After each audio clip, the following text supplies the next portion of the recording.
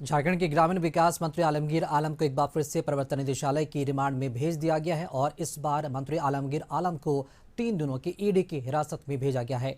इसके पहले उन्हें 6 दिन और 5 दिन की ईडी रिमांड में भेजा गया था। आलमगीर आलम की 5 दिनों के रिमांड की अवधि समाप्त होने के बाद आज प्रवर्तन निदेशालय की टीम ने उन्हें रांची स्थित पीएमएलए कोर्ट में पेश किया। ईडी की ओर से कहा गया कि अभी और पूछताछ की आवश्यकता है, इसलिए आलमगीर आलम की 5 दिन की रिमांड दी जाए।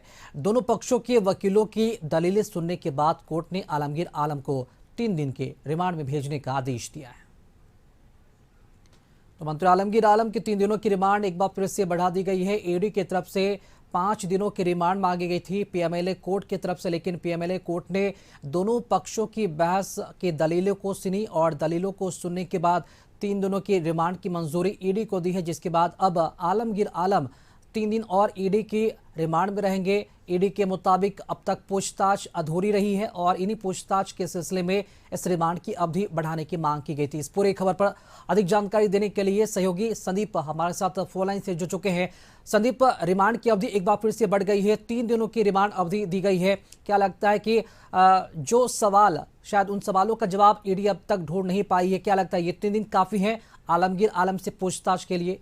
संदीप, यदि मंत्री आलमगीर आलम की गिरफ्तारी की बात करें तो 5 दिन की रिमांड समाप्त होने के बाद आज ईडी के अधिकारियों ने पीएमएलए की कोर्ट में उनको प्रोड्यूस किया और 3 दिनों की रिमांड की मांग ईडी के द्वारा किया गया था, जिसे कोर्ट ने मंजूर कर लिया है।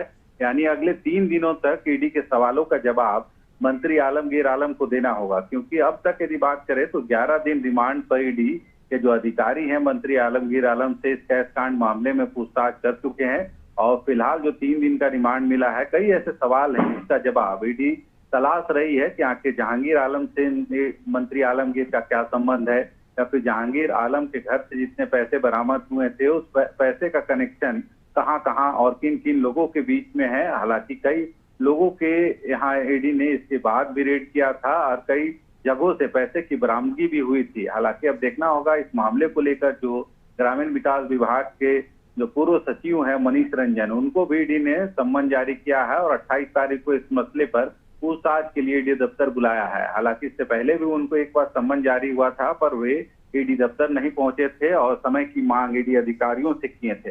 हालांकि एक बार फिर से उनको सम्मन जारी हुआ है और 28 मई को एक बार संदीप, चूंकि दो बार रिमांड की अवधि मिल चुकी है ईडी को आलमगीर आलम का, तो रिमांड की अवधि के दौरान किस तरह के खुलासे ईडी अब तक कर पाई है? क्या कुछ जानकारी इनपुट मिल पाई है इसको लेकर?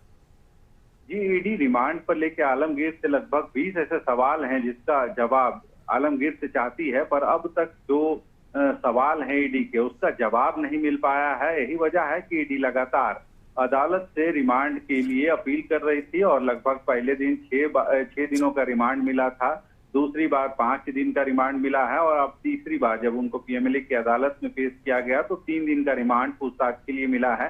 हालांकि इन 3 दिनों में ईडी के सवालों का जवाब आलमगीर आलम को देना होगा। देखना होगा कि कितने सवालों का जवाब आलमगीर आलम से निकाला जा सकता है। हालांकि कई ऐसे प्रश्न हैं जिसका जवाब ईडी को अब तक नहीं मिला है, जैसे जहांगीर आलम से जो आलमगीर आलम है उनका क्या संबंध है। जो पैसे से संबंधित कई दस्तावेज और जो डायरी मिले हैं उसमें जिक्र है कि जो पैसे का कमीशन, जो टेंडर का कमीशन हुआ करता था, वो किनके पास कितने पैसे गए हैं। जी बिल्कुल संदीप, ये ईडी के लिए बड़ी चुनौती होगी कि कैसे इन 3 दिनों में जो भी सवाल है उनके सारे सवाल का जो जवाब है वो ईडी निकलवा ले ग्रामीण विकास मंत्री आलमगीर आलम से। फिलहाल शुक्रिया संदीप खबर पर जानकारी देने के लिए आपका। चलिए खबरों में आगे बढ़ेंगे। ईडी की गिरफ्त में झारखंड के ग्रामीण विकास मंत्री आलमगीर आलम की रिमांड अवधि को पीएमएलए कोर्ट ने फिर से 3 दिनों के लिए बढ़ा दी है। कोर्ट ने आलमगीर आलम को 3 दिनों की ईडी रिमांड दी है। बीजेपी ने इसका स्वागत किया है। पार्टी प्रवक्ता प्रतुल शाहदेव ने कहा कि ईडी के अनुसार 3000 करोड़ रुपए का टेंडर घोटाला हुआ है और इसलिए मामले में अभी और भी गहन पूछताछ की आवश्यकता प्रतीत होती है। देखिए, हम रिमांड अवधि बढ़ाने का स्वागत करते हैं क्योंकि ये झारखंड के सबसे बड़े घोटालों में है। अब देखिए, रूरल डेवलपमेंट डिपार्टमेंट में 3000 करोड़ का प्रारंभिक आकलन किया है ईडी ने और अभी तो कई कड़ियां खुलनी और कई कड़ियां जुड़नी बाकी हैं। और जो तत्कालीन सचिव थे मनीष रंजन, उनकी भी 28 तारीख को ईडी ने बुलावा दिया है। तो अब दोनों को आमने सामने बिठाकर बातें होंगी तो और चीजें स्पष्ट होंगी।